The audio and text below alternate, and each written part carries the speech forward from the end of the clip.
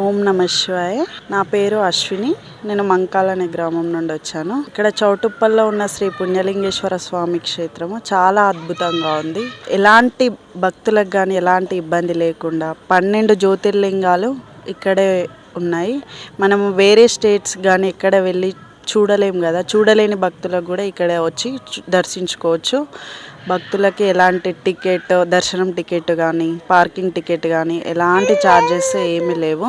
Rush కానీ ఏమీ crowd లేదు. చూడాలనుకున్న వాళ్ళు వచ్చి ఇక్కడ దర్శించుకోవచ్చు. ఇంకా మనమే స్వయంగా 12 జ్యోతిర్లింగాలకి అభిషేకం కానీ చేసుకోవడానికి బాగుంది. టెంపుల్ మాత్రం చాలా అద్భుతంగా ఉంది.